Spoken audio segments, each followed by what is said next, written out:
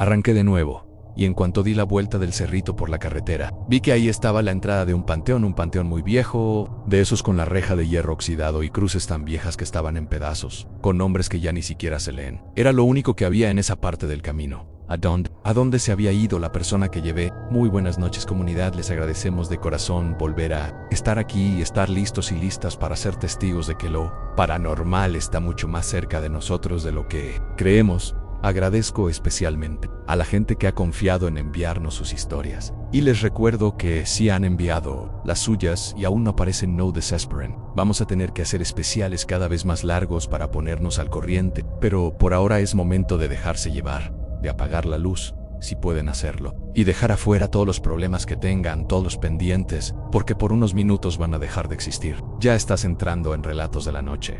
Hola comunidad, mi nombre es Cooper, soy arquitecto, y quiero compartirles algo que me pasó hace ya varios años cuando trabajaba en obras dentro de comunidades alejadas. Es de esas cosas que uno recuerda de vez en cuando y que luego, cuando cae la noche, ya no puede dejar de pensar en ellas. Esto fue en el 2015, en Oaxaca. Estaba trabajando en un proyecto de una escuela y tenía que supervisar unas zonas bastante alejadas. Esa tarde había ido a revisar unos terrenos por el rumbo de San Miguel Peras, tomando el camino que viene desde Infernillo. Ya eran como los 7 de la noche cuando empecé el regreso. La carretera estaba completamente sola. La oscuridad había caído de lleno y los árboles a los lados apenas se movían con el viento. Yo iba manejando una camioneta con batea, con caja, de esas que se usan mucho en construcción, dato que será importante más adelante. Después de unas horas de avanzar por esa carretera, en un tramo donde ya no se veían ni casas ni luz, noté algo extraño a la orilla del camino. Una figura que casi parecía salir de los árboles. Me fijé bien. Era una niña, parecía tener como 10 o 11 años. Vestía un vestido blanco, su cabello era largo, lacio, y en las manos llevaba unas flores muy bonitas, flores que colgaban casi hasta el piso, de colores muy llamativos. Nunca había visto algo así, y hasta el día de hoy creo que no he visto nada parecido, aun cuando frené para verla bien y me iba acercando. Ella me vio, me hizo la parada, levantó la mano con toda la calma del mundo. Dudé, pero como estaba completamente sola, y por esos rumbos no es nada común ver gente caminando de noche, mucho menos una niña, decidí detenerme. Se acercó a mi lado, bajé la ventana y le pregunté si necesitaba algo. Me preguntó si podía llevarla. Me dijo que su casa estaba a 5 minutos nada más, a la vuelta del cerrito, dijo, le dije que sí, y me di cuenta de que ella estaba parada del lado del copiloto, como si le hubiera dado la vuelta a la camioneta en un segundo. Ni siquiera la escuché caminar. Sentí algo extraño, así que le dije que si la subía, pero que se fuera atrás, en la caja, que cuando quisiera bajarse solo tocaría el techo de la cabina y yo me detenía. Así seguimos.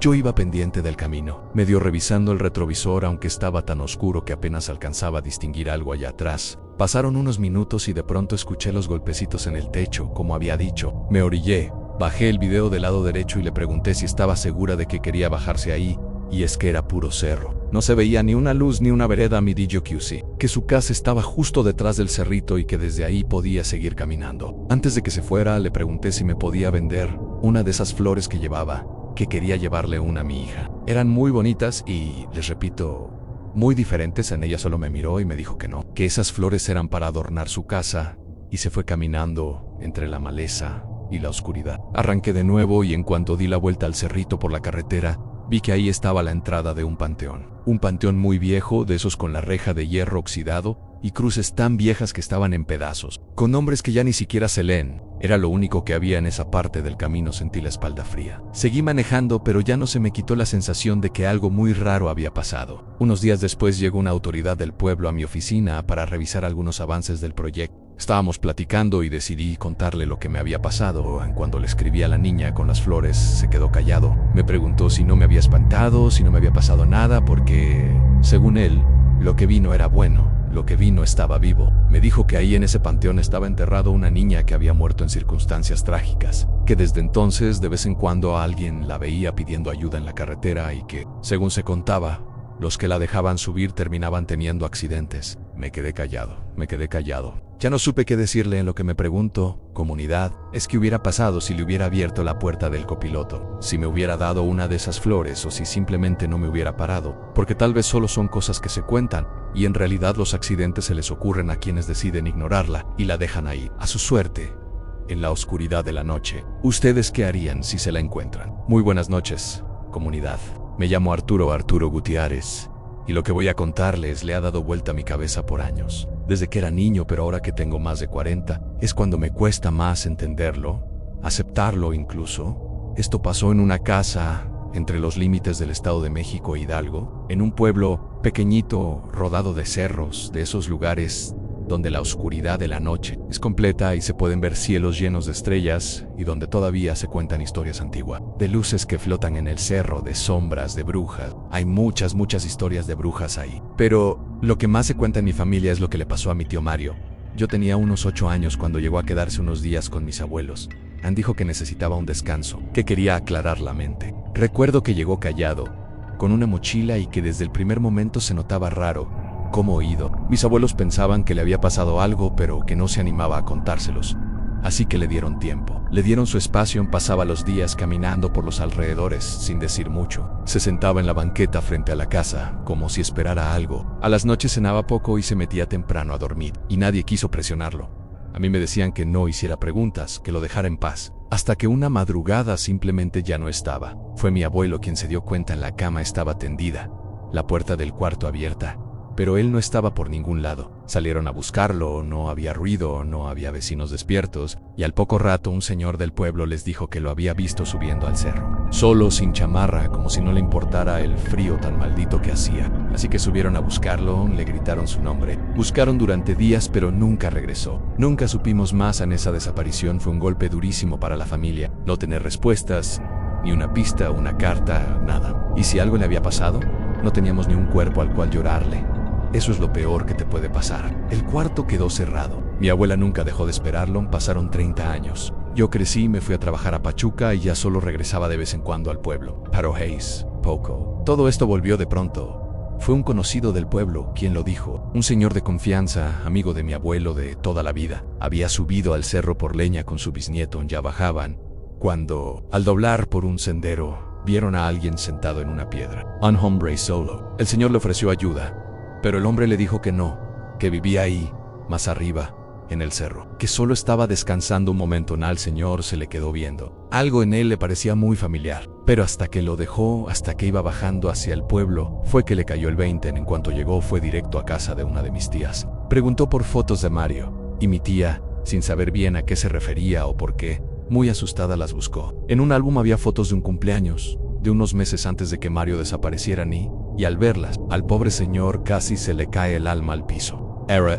lo acabo de ver en el cerro, sentado en una piedra, igualito a la foto. No les estoy mintiendo. Estaba como se ve aquí. No envejeció ni un día. Si se los puedo contar con tanta exactitud, es porque yo estaba ahí cuando lo dijo. Porque por suerte, mal o buena, yo estaba de visita en el pueblo. Recuerdo que me quedé sin palabras porque pensé que ahora yo me veía más grande que él. 30 años después, al ver la foto, si todo es cierto, mi tío ahora se ve más joven que yo. Mi tía y yo subimos al cerro al punto exacto que nos dijo, pero por supuesto que no encontramos nada, ni sigo preguntándome qué fue lo que había allá arriba, qué fue lo que hizo quedarse a mi tío si sigue vivo, si está atrapado o si de alguna forma solo aparece cuando alguien que lo conoció aún lo pueda reconocer. Muchos creen que solo se perdió, que se murió allá, pero nadie ha encontrado ni una prenda, ni un hueso, ni una cruz en el camino. Yo no sé qué pensar, me da miedo imaginarme qué haría yo si me lo encontrara. Si me preguntara por sus padres, por mis abuelos, y tuviera que decirle que lo esperaron hasta el último día de sus vidas, que preguntaban por él incluso en su leche de muerte. Me da miedo solo pensarlo. Muy buenas noches, comunidad, me llamo Mariana Arellano y les mando un gran saludo. Hace poco escuché uno de sus episodios donde hablaron sobre un avistamiento ovni en México, y mencionaron que si alguien tenía una experiencia parecida, que la compartiera. En cuanto lo escuché, recordé una historia que mi mamá me ha contado desde hace mucho tiempo. Es un recuerdo muy presente en mi vida porque no solo me la compartió como una anécdota, sino como algo real que la marcó profundamente y, lo más importante, no lo vivió sola. Eso es algo que le pasó cuando era niña y que hasta hoy, más de 30 años después, sigue contando igual sin cambiar una sola palabra. No fue un sueño, ni una broma. Fue algo real, algo que ella y varios niños más vieron con sus propios ojos.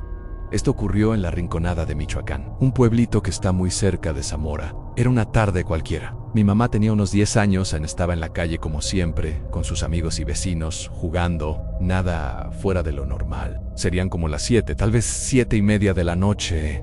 El sol ya se había metido y el cielo estaba nublado. No llovía, pero había una especie de penumbra extraña, esa última luz que antecede a la oscuridad. Dice que de repente algo en el ambiente cambió.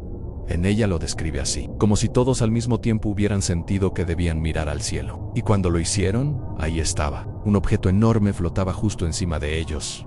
No muy alto, tal vez a unos 50 metros del suelo. Era un platillo, como los que se ven en las películas viejas, plateado, con luces que giraban alrededor. No hacía ruido, o al menos no un ruido fuerte, pero su sola presencia era algo que se sentía. Dice que fue un miedo repentino, seco, puro, y por supuesto que todos corrieron. Se disfrazaron por la calle. Algunos entraron corriendo a sus casas y otros se escondieron detrás de bardas, de árboles, cada quien como pudo. 1 o 2 minutos después, cuando ya se habían calmado un poco, se atrevieron a mirar de nuevo, y el objeto ya no estaba justo encima, se había movido. Flotaba más lejos, casi al final de la calle, y después simplemente se fue. Se desvaneció entre los árboles, entre unos pinos muy altos que había ahí. No hubo explosiones, no hubo luces extrañas, solo desapareció. Años después, los que estuvieron ahí siguen recordando ese momento con claridad. Mi mamá dice que lo han platicado muchas veces y todos coinciden en la hora, en el lugar, en cómo era, en el miedo.